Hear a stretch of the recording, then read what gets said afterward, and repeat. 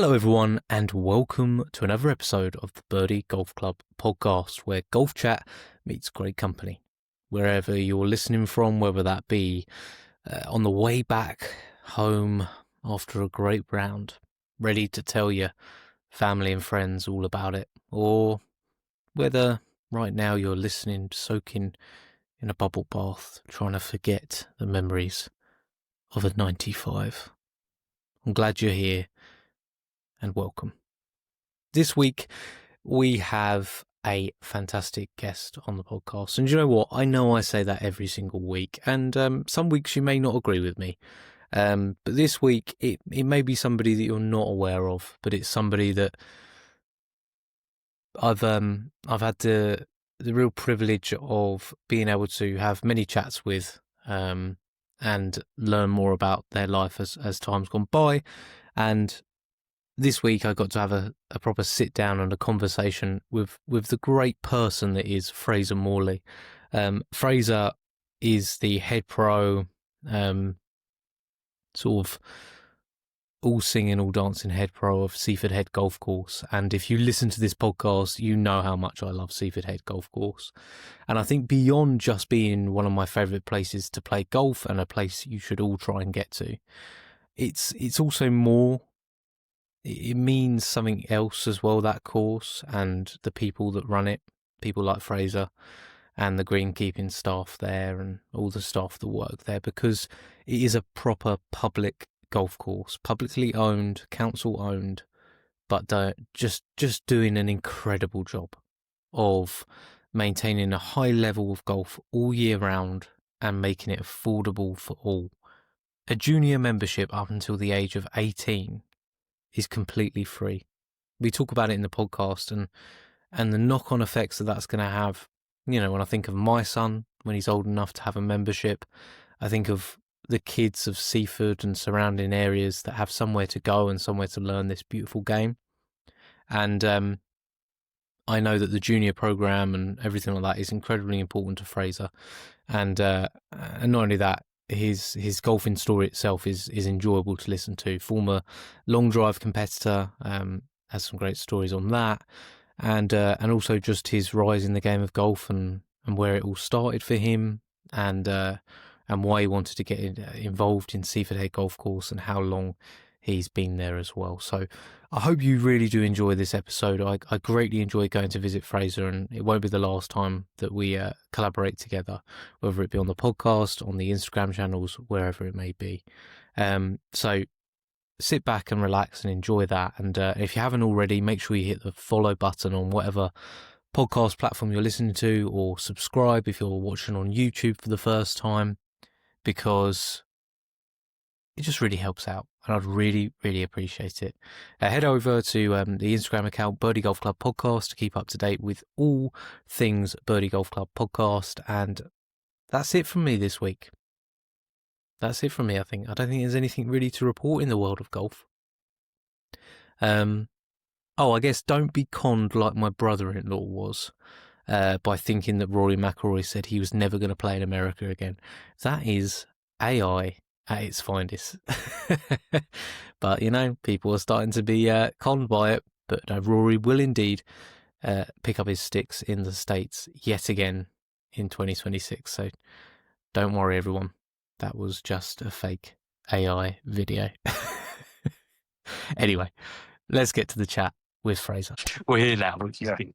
It's just good, mate. And we're here at my one of my favourite golf courses as well, which is obviously incredibly special to you. What's your title here? Well, head PGA pro here. Yeah. So, and manager, if you like, or director of golf. Something be best friends for but so yeah, everything. Jack of all trades, master of some of them. Because Seaford Head's unique in many ways, I guess, because of the fact that it's a council owned course. Yeah. What challenges does that bring with it?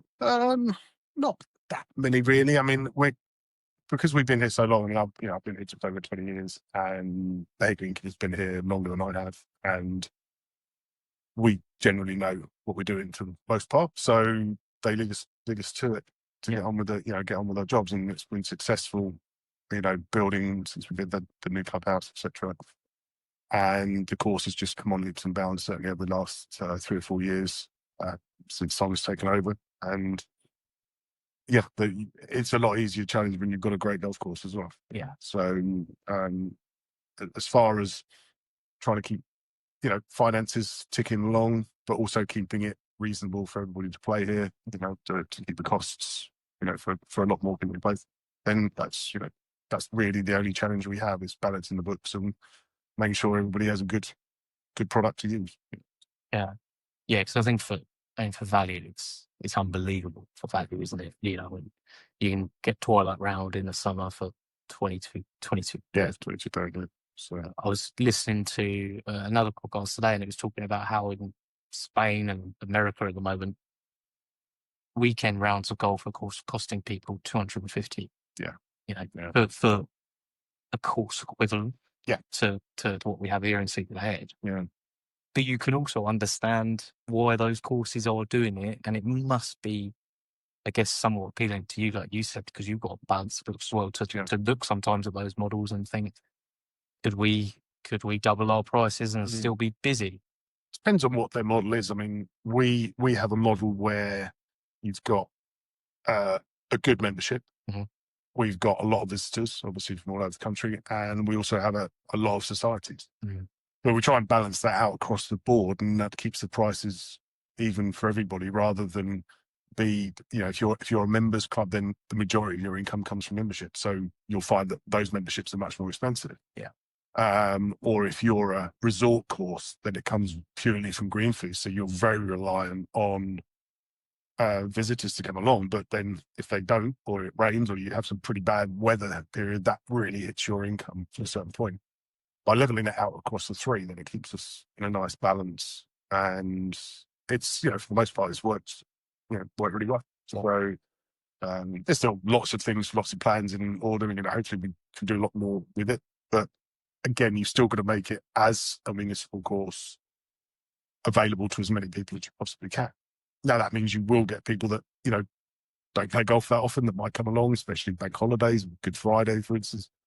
And that's the sort of challenges that you get in comparison to a private course that might want the handicap certificate and things like that, sure. But if it introduces more people to golf and it gets more people in, like we do, free junior membership for under 18s, again, trying to encourage people to come in, then more merry. I think it's certainly backed away from that elitist sport when you can play such a good golf course for such reason, the money.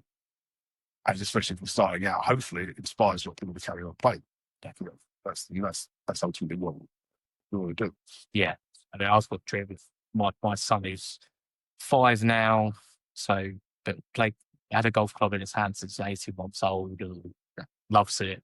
Of him being able to spend his summer holidays as a junior member, and like I said, but that to be available to people for free in the community, is huge for Seaford and surrounding areas, really, because it's so hard, kids and yourself have a daughter who's older now, trying to find an activity for them that's wholesome, but also enjoyable and reasonable. Because you're not paying too much for. My son did when he started, but then he got into other sports. And he was doing all different ones, and then he's actually started playing golf again now. But it's when I was a kid, I was up summer holidays, dawn till dusk, every day, pressing, playing, all that kind of stuff. And it was before the days of screens and things like that kids seem to be stuck on now. But if we can encourage someone to get out in the fresh air, playing golf in a safe environment, and get the bug for it, then it's I think it's a great sport that way to keep kids occupied and fit and healthy. And, it's a good sport. You've got to get the bug for it. Not everybody loves it, not everybody takes to it, and some people are like getting into football and they do all that kind of stuff. But I think we've got such a good little thing here for them, and I think it's encouraging to see something else has come through now. It took a few years even having the free membership to actually build them up, but we've got sort of about 75, 80 juniors that have signed up with it, and hopefully we can sort of progress that through the next few years to get some more some competitive golf into them as well. Sort of try and like get them playing, and that's hugely important to all of us, because it's the next generation of it. Absolutely. You know, And talking of competitive golf, I obviously want to get a little bit into your background as well. But before I do that, I just one last point on Seaford Head. You just mentioned that there's exciting things coming. Is there anything in particular that's coming up over the next, obviously heading into the winter months now, where things tend to quieten down a little bit? But I mean, there's lots of plans. I mean, Simon, the head greenkeeper's constantly looking at ways of improving certain areas of the course. We're under pretty strict things here with the Triple SI site, area of outstanding natural beauty and South Downs National Park and all those different things. And there is a point where we're going to have to move the 17th green slightly. So that's in progress at the moment. So that's one sort of big project that's going to be coming about in the next few years. And then it's all, as you probably started to see as you played the course, different things, steps and things, and generating the tees, leveling some of the tees. And just general bits where they can improve the overall part of the course to, help general play. He's done quite a bit of work to some of the teeing areas to allow more aeration, like on the 13th tee, taking out a lot of the scrub around there, gets a bit more oxygen and light to the tee, which makes it a better tee, tee box. So all of those kind of things that he's constantly looking at. We're always in talks to just see, how we can improve little bits here and there. And the winter time's the sort of time for that to happen. So doing so well as we're doing, hopefully we have a bit more budget, so there might be a few little things that we can get to help that. And it just encourages the course to, be better throughout the year. And so everybody can play it, hopefully most of the winter as well. Touch wood, we don't have too much rain. We've had the last 10 winters. So no, that's exciting. I mean, I love all the balls. The only hole, and I don't know what you would do about it. I don't know if you know what I'm going to say. The 12th. I don't know what could be done, but it's the only hole that I get to. And I just think, I don't know about this one. I don't know how I feel about it. It's almost like you need if you hit it quite low, which you tend to, it's a tricky hole. You know exactly where I'm coming. It's kind of a fun hole. I mean, we always say to the society guys when they say nearest the pin, it's like, well, you go 10 because you can see the green, and 12 because you can't. And it's a bit of a hole, but it adds character. There's not many holes like that. It's totally different because normally those type of holes are down. A bit like the 10th. It's a downhill par 3, short par 3. There's a short uphill par 3. Generally plays into the teeth. A lot of the time. Or right off the right hand side, sort of batsman. With stick bank and 2 false fronts. And it's one of those holes you can hit a great shot up there and think, that's good. And you get up there and it's nowhere near it. And then other times you can hit a awful shot up there and get up there and it's about a foot from the hole. What happens up there when the ball goes up, we don't know. So if you end up right. Witchcraft up there. If you end up right, you could be coming all the way back down.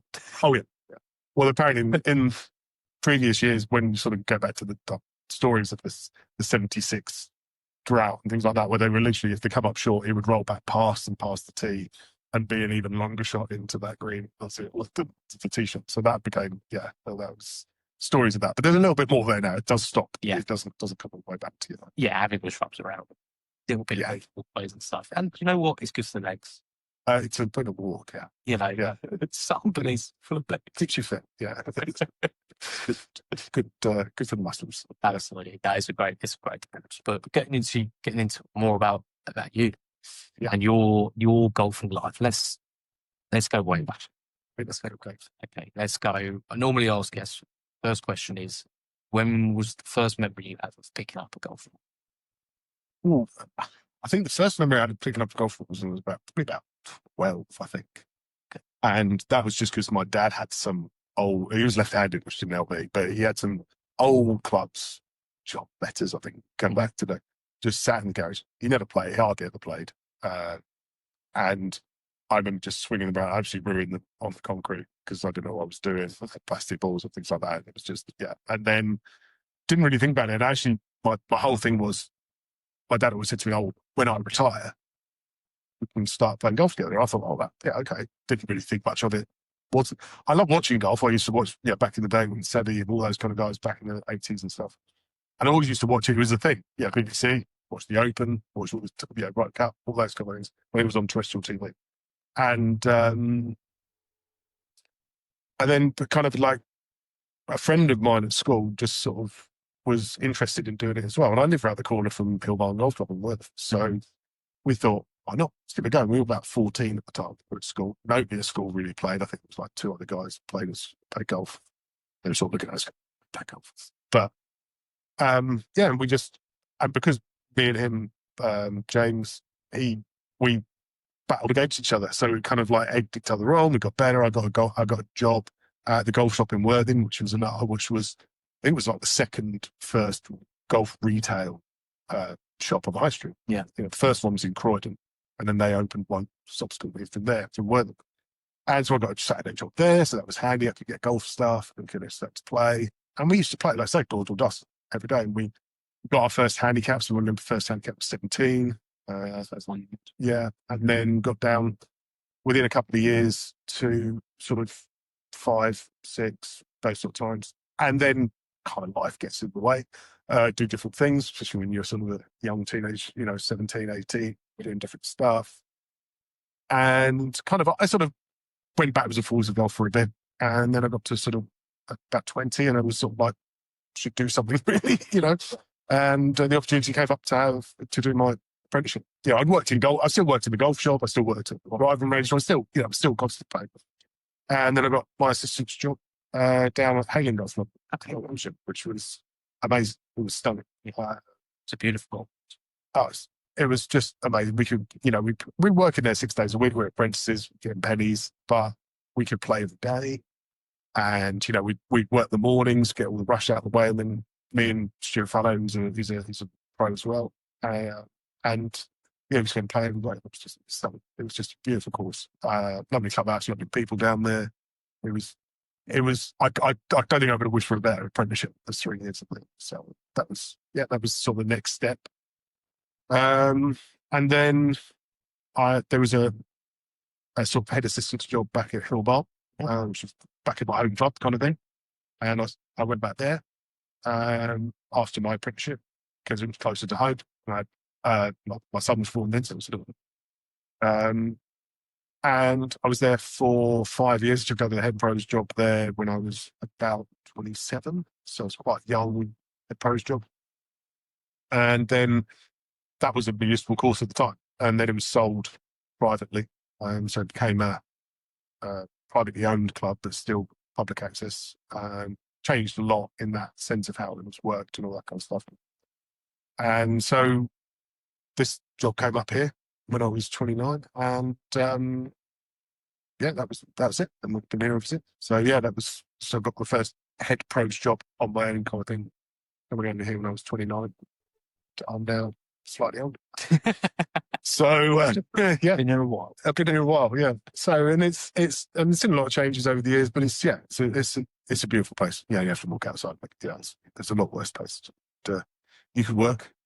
Did you play here before that? Did you know of it? I played here a couple of times in the Pro-Am, funnily enough. It was sort of literally the 2 years before I came here and played.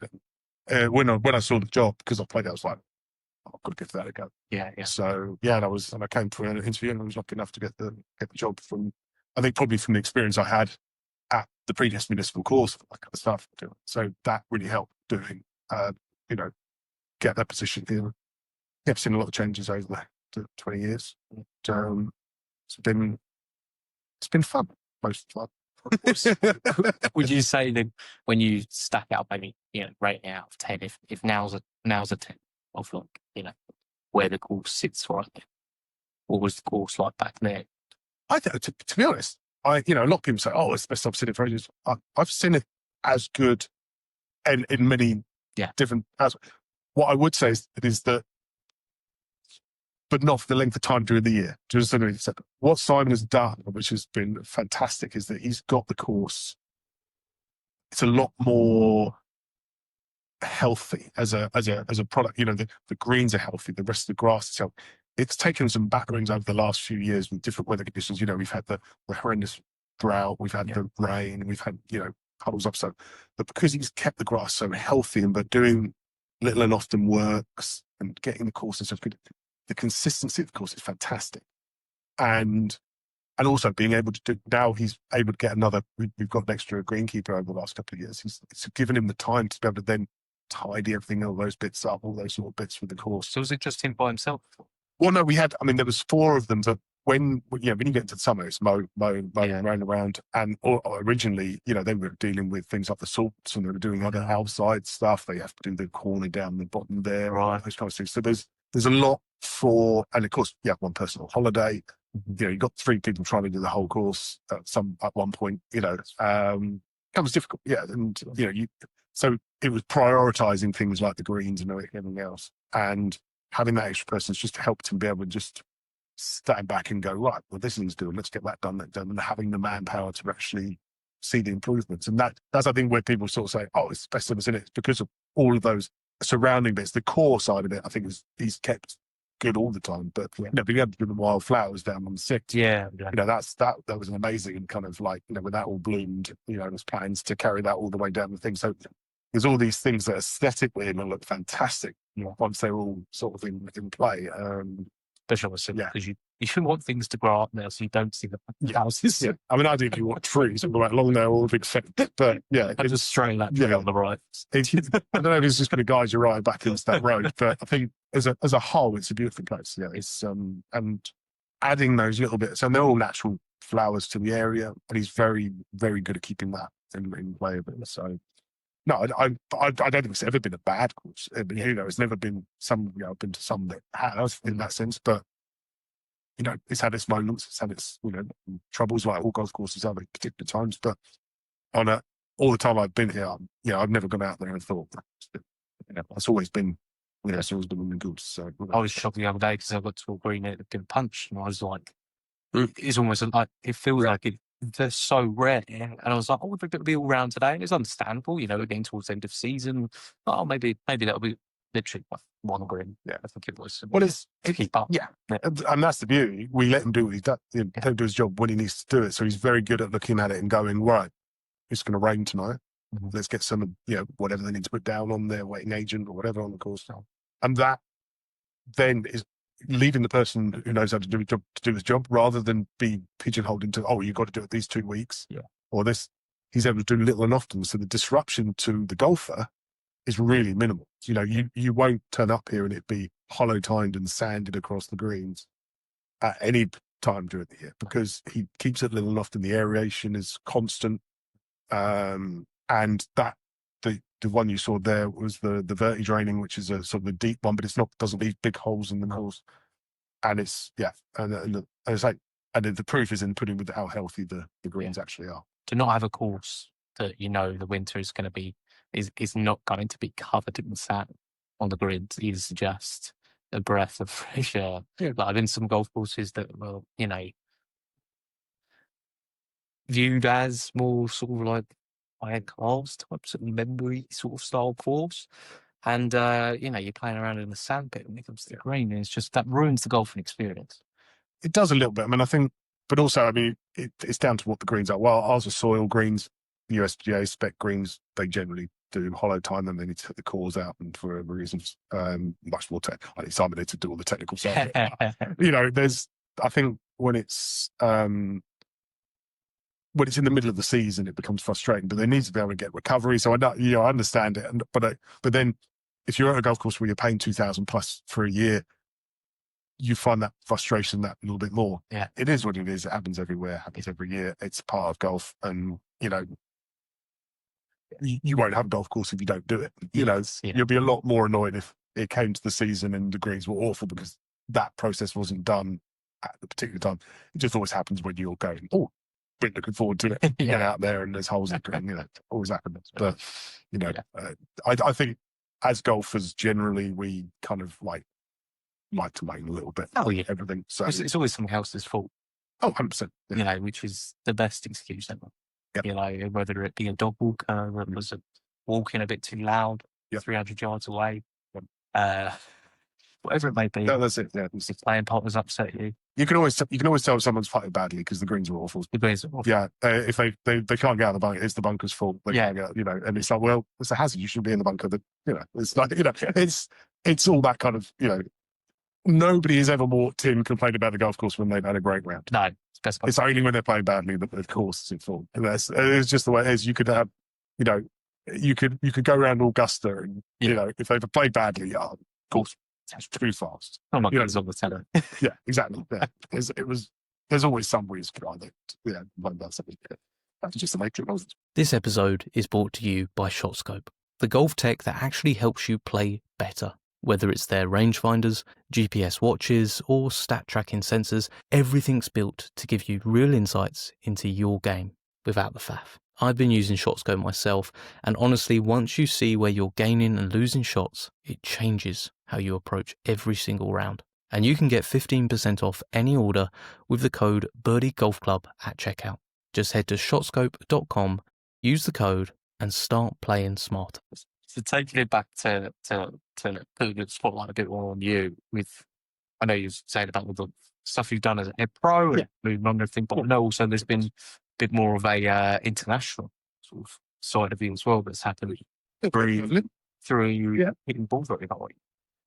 Well, yeah. I mean, I feel old and decrepit now compared to like watching these long drives now. But I did a little bit on the long driving tour with some fantastic guys. Like, just did it for a bit of a laugh, really. It turned up at an event and there was a long driving competition. So I sort of had a go, and I think I missed out qualifying by a yard with my long drive. I was like, fancy having another go at this. Mm-hmm. And then we went to, it was an event in, I can't remember. It was the LDE. It was Long Drivers in Europe at that point, sponsored by Remax and all that kind of stuff. So it's quite, all done nice.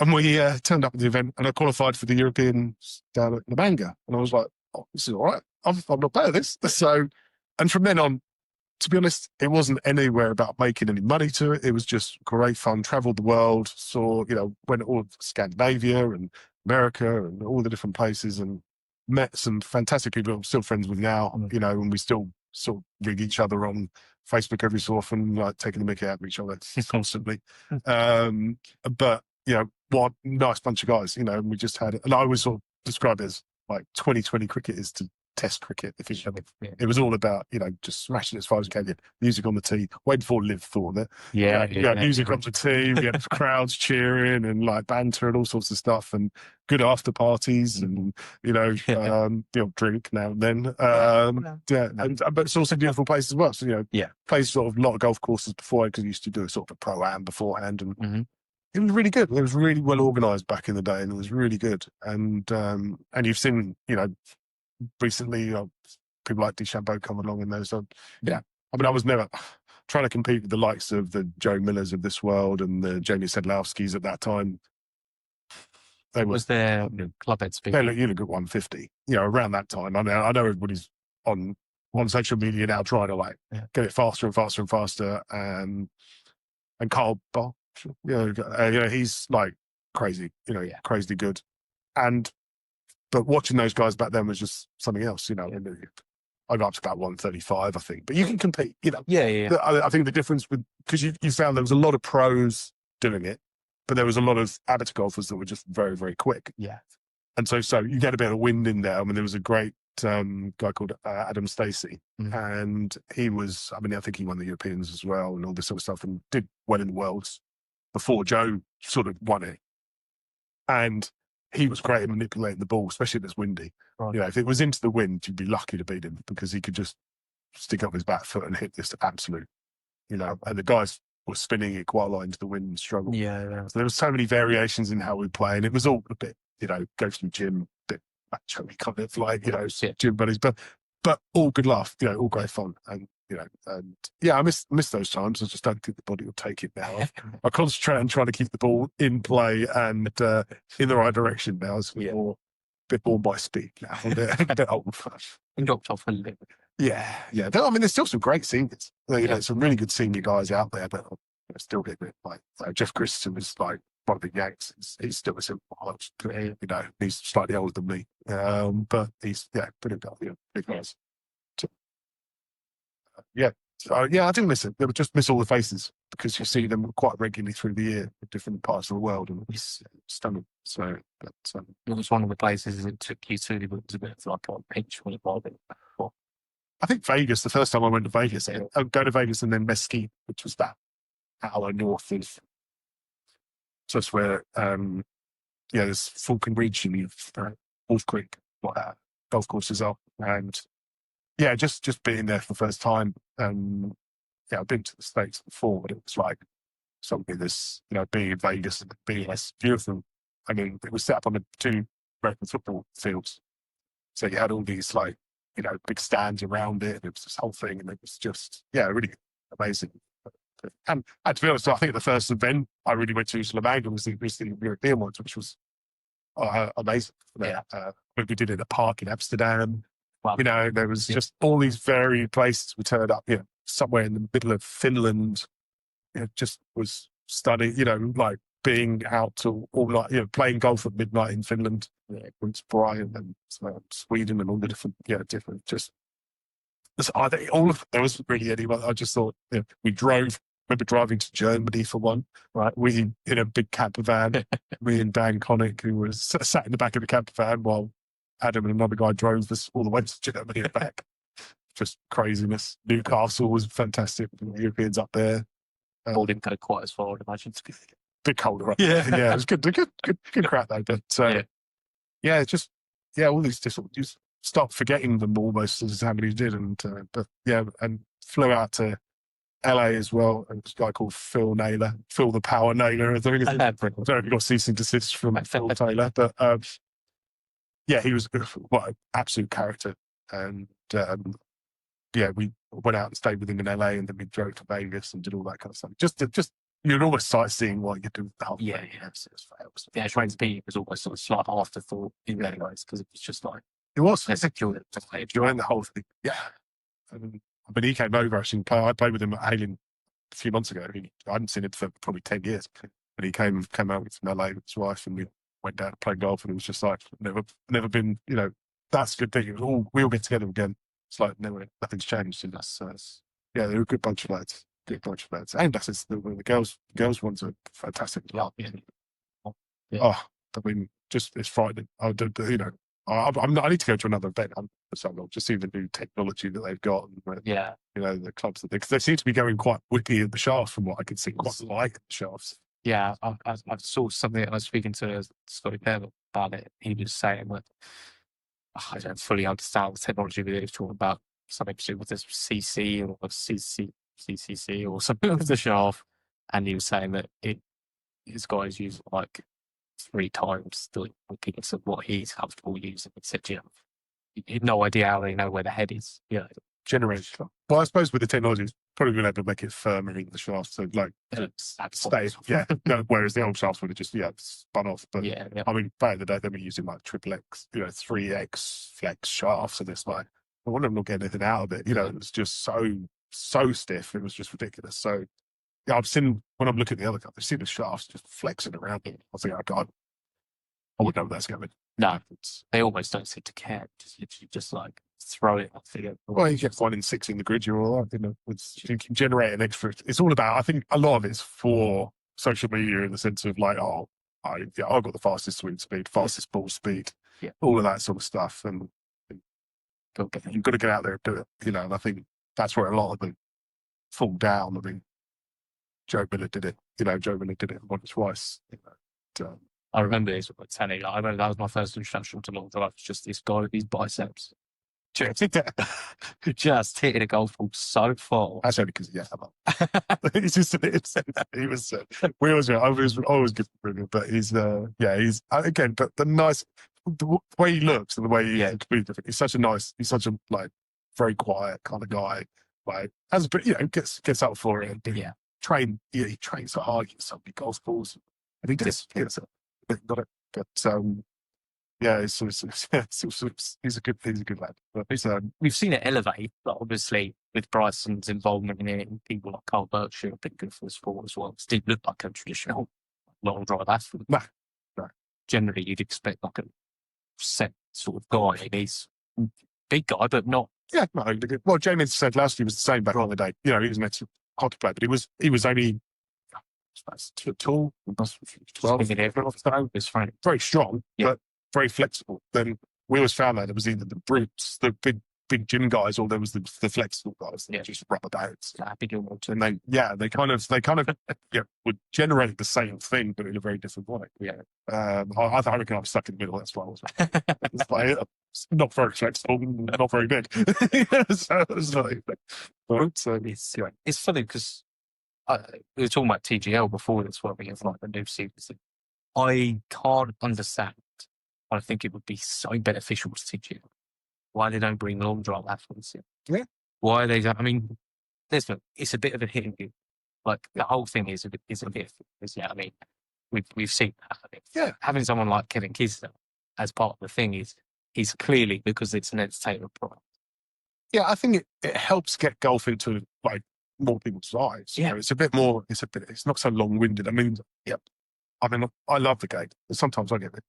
You know, especially depending on who's showing it. But you know, we're just watching a lot of guys putt. Yeah, you don't get to see that much depending on where the cameras are.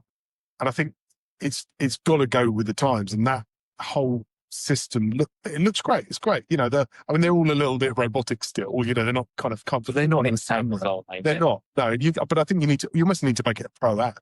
You need to get some funny people in there, some guys, and I think that's what happened with Long Drive. It dipped and troughed all the way through the years, and you had some great events that you turn up to, brilliant, and then the way it was a very difficult thing to televise because ultimately it's just guys hitting golf balls a long way. There's not a lot in between it, you know, and I think it really needs to take a bigger production to do that. But if you incorporate it into the indoor kind of scene and that kind of, you know, that could help it sort of, you know. You need entertainers. Like that's clear from season one. You need entertainers because the product itself's good. Like it's clearly decent. They had a lot of people watching, but viewers definitely tailed off as it went on because it was kind of the same thing each week. They tried to improve a couple of bits, which worked to an extent. They've got it at hand. They've got the YouTube sort of guys who seem wanting to be involved in it anyway, and they'll bring entertainment facts because they're used to that whole interaction with cameras and things like that. And then I just think it's such an easy win to bring in the long drive guys, have one on each team. Yeah. You know, they're not going to hit every tee shot, but you get them on that one with a sort of downhill slope, and they're hitting, you know, a 400-yard drive. Yeah, I mean, when you've got the guys, you know, like Carl just hitting silly distances, it's an entertaining thing and also it gives that comparison between the top tour guys and the long drive guys when they think, oh, they can't be that long, and it's like, and I must admit the gap's closed. You know, with the likes of Rory and DeChambeau, they close the gap with the speed and the swing speeds. Yeah, but there's guys that, you know, they've got 225 ball speed. Now, when you're looking at that compared to, you know, 190, 195 Rory or whatever, you know, 200 Bryson, but there's that step up. That's that next level. You know, they're 125, 130 swing speed. These guys are 150, 155. You know, it's just the guys are looking for the 1%, and you've got 10 to 15%. Yeah, right there. Oh, it's a different world, you know, and just trying to. I'm just happy to try and swing it at 5 mile an hour quicker than I did when I started playing that morning. You know, just warmed up. Yeah. But you know, these guys, they're phenomenal. So, and I think that would, like, I agree with you. That would help. It's just bringing something a little bit more entertaining, just a little different angle to it. Yeah. And you know, guys can hit the ball, and you know, a lot of them now, the long driving guys are pretty straight too. So you know, you're playing them. They can golf as well. You know what I mean? A lot of them play a lot. They can really decent with the wedge in their hand. There's a lot of everything going on with some of them. I mean, yeah, personally, there's a lot of them going, oh yeah, I've just said that, and I can never remember his name, the German guy. Martin Bullbottom. Yeah. He's something else. He is. I just see that. I'm like, I think something's off on your computer. Seeing that That's when you see the ball drop to the right, somewhere. Still in the air. 450 in the air. I'm like, no, I've seen the best guys in the world. You know, at 450 in the air. That's always the short shorts. It's all the distraction. But he's good. But he's a character. Yeah, I mean, you bring him in to teach you. You bring a virtual. You know, there's some pairs. You know, things like that. If you're all right for the Fraser, I'm sure. But so there's a super senior section. Like, I'll have a go. Tiger's out this year, so they're going to need someone to step it. Yeah, almost as decrepit as him now. So that's good. But yeah, no, I definitely get. I mean, yeah, I mean, I'd have to get back to the gym severely before I start looking at that. But, no, I think it's, yeah, no, I think anything they can do to get more people that don't necessarily play golf into the game, that just to be entertained by it, because it's, I used to love the BBC's, which back in the day, it was, I know I was saying, back in the day, it's in the old days, nostalgia is what it used to be, and all that sort of stuff. But I think the BBC was good. Peter Alice, and Alex Hay on there. They were great as shit. They were funny. They had there was character to it. Again, there's still a good couple of characters on Sky, I think. But they were just that little bit, kept everybody entertained. They were having a laugh, and they would go off subject a little bit, go off of the goal, and yeah, it was, I missed that. And he actually opened the clubhouse here, Peter Alice, and he was saying about, we were asking him the question. So what do you think, why do you think the uptake in juniors and younger people playing golf is not so, and he put it down to it coming off terrestrial TV. Makes sense. He said we used to have, I don't know, we said something like 15 million people watching the Open on the Sunday. Yeah. He said now you won't even get 1 million watching them on Sky. Well, that that kind of differentiation, you can't get to it. Then I don't know, not more with YouTube. Hopefully, with that bringing that back up. Yeah, I think that's what you see. Yeah, but it wasn't around when it switched over to Sky. No. And I think that, and we see that with the football as well. There's that you got to paying more for it, and if it's just on, you're going to watch it.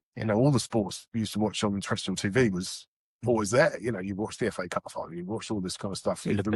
European football. No one's particularly interested in tennis for most of the year, but Wimbledon comes around. Yeah, and it's on people's TVs for a week. And the Olympics and all that kind of stuff. And I think I think that's a miss with the way they used to do it. And BBC, of course, BBC never had no adverts. So at the time, it was just you could literally watch the Open all day. Yeah. You even have to move off your sofa for Now we're blown away at 8 o'clock when the Rolex hour comes in. We're like, wow, an hour of uninterrupted coverage. Well, yeah. I mean, I know it's the American market that does that with the adverts, but it's frustrating when you're every 5 minutes. Creative to football now, where because they know they've got 45 minutes no adverts. Yeah. About 10 of them before you even. Yeah. It's two lots at half time more. Yeah. Some. We're not necessarily going to right the wrongs of but I agree. I think the BBC was a great way of people being introduced to golf, and like you said, that nostalgia feeling. That's probably what started for me with watching the Masters Sunday evening. That sort of familiar sort of feeling with it and everything like that. And the Ryder Cup, all of that. The Ryder Cup was very, I mean, not that we won it back then very much, but when you got into the mid '80s and they started to win it, it was kind of like that brought more interest into it. And yeah, it's such a big difference in the game over those years. But it's, I think we're struggling with everything at the moment, trying to get people off of screen, or as much as we get people off of screens. Yeah. But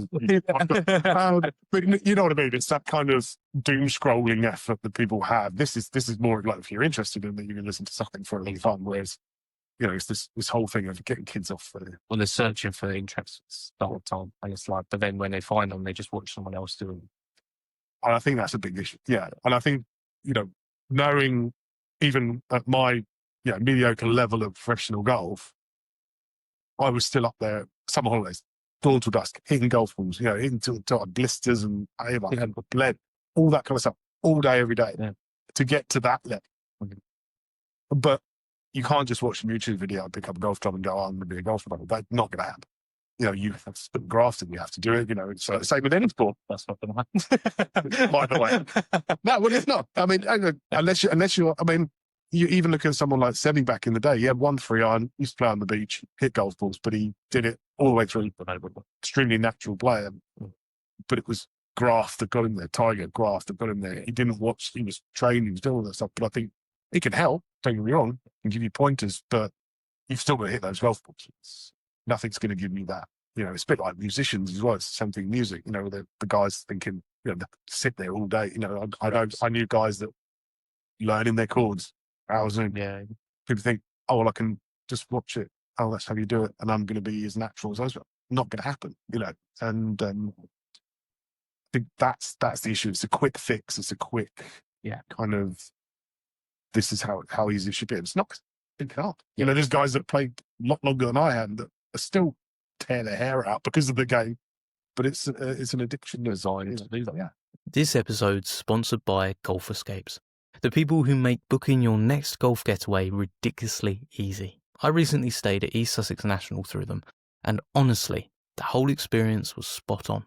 Great course, great hotel, and all sorted without any stress. If you're planning your next trip, head to golfescapes.com and use the code BirDie Double Points to get double escape points on your booking. That's BirDie Double Points at checkout, and start looking forward to your next golf escape. Yeah, 100%. Yeah. Seems to be. You can hit a great shot and get punished for it. Well, that is gone. Yeah. And just when you think you got it, smacks you around the head and says, no, you haven't. Poof, It's so like a confessional almost. It's kind of therapy, I think. I'm not sure who's getting the therapy, but yeah. I appreciate the story, Fraser, and telling your story as well, and how much you've gained from the game as well. I just wanted to finish on a few questions, which I guess are specific to your situation as a head pro of golf. I don't know how you're going to answer this, but playing golf in England is a certain way. Playing golf in the UK is a certain way, and it's different to how things are done over in the States, how things are done in other countries. Mm-hmm. If there was maybe just one change you could make to how golf is played, how the structure of golf is in the UK, that you've maybe seen done in other countries better, would there be one? Or would it be a case of, no, I'm good with how things are? I think I haven't ever witnessed. I mean, it's down to budgets at the end of the day. I think a lot of it's down to budgets. You go to courses in the States and they're all driving in buggies. Not a fan of that. Golf's going to be warmed, but they'll do that just to keep rotation, extra income for them because they're usually going to pay for a buggy, all that kind of stuff. Yeah. So I've seen all sides of it. There's a commercial element to it where they're just trying to make money for the course and make as much money as they can, regardless of what your experience might be on the golf course. Yes, yeah. I think, you go somewhere like Germany where you have to do a certain amount of work and tests and all that kind of stuff before you go on there. I think that puts probably a lot of people off. Very German, isn't it? Yeah. So it's very kind of like you must have a test and that's, but you get to a certain level. But I can see the idea behind that of being, you're not allowing people that have just picked up, say, golf course, not a golf course. Yeah. And there's a lot of people that haven't got golf course. But then you could do that from a different way. You could go, well, let's start with the par threes. There's not enough short courses anymore. A lot of short courses are closed. Yeah. The one at Rustington's just been built on it. So that's, and golf, the alternative for golf courses. Yeah, there's foot golf on the water all closed down. And I think you've lost that element of the youngsters being able to start on a short course. That's another element again. Blue tees, junior tees, if you like, shortening the course dramatically to allow them to play with the same thing. But again, there's a lot of courses that don't want kids. There's no kids playing on course. You've still got that stick for that kind of old-fashioned mentality to a lot of golfers.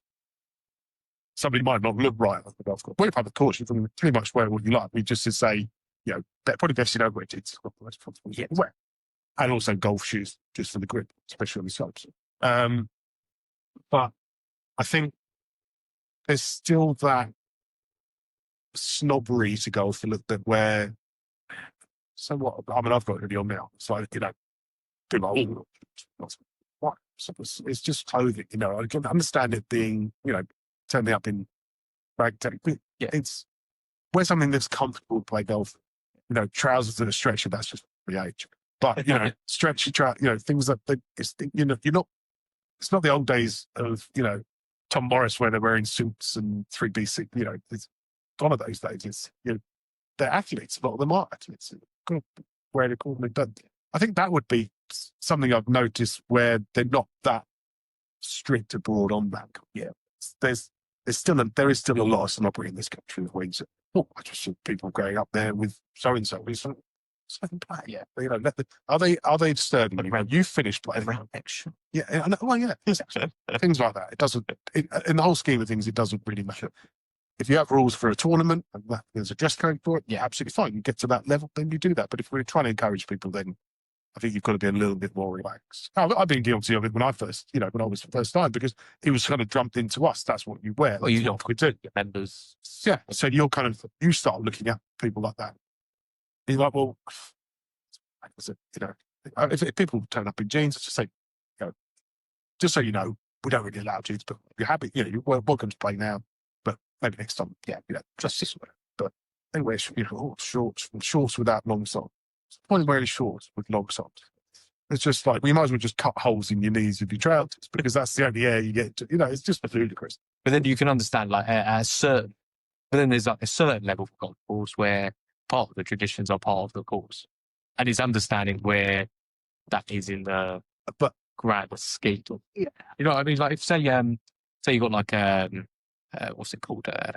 Rules and points. Like, if you turn up there in shorts, you have to buy the long socks from the clubhouse. Yeah. Is that part of the experience? Do you know what I mean? Like, is that part of it for that one round of golf? I think if you're into it that much, then maybe. But I think there's still a lot of people that have these dress codes in place so they can turn people away. Yeah, I understand. It's not to encourage the right dress on the golf course. It's more to be able to keep the riff-raff out. And that's the way they look at it. And I think it's a case of, because you turn and go, oh, sorry, mate, you've got the wrong shirt on, you can't play. Rather than be, I don't like you.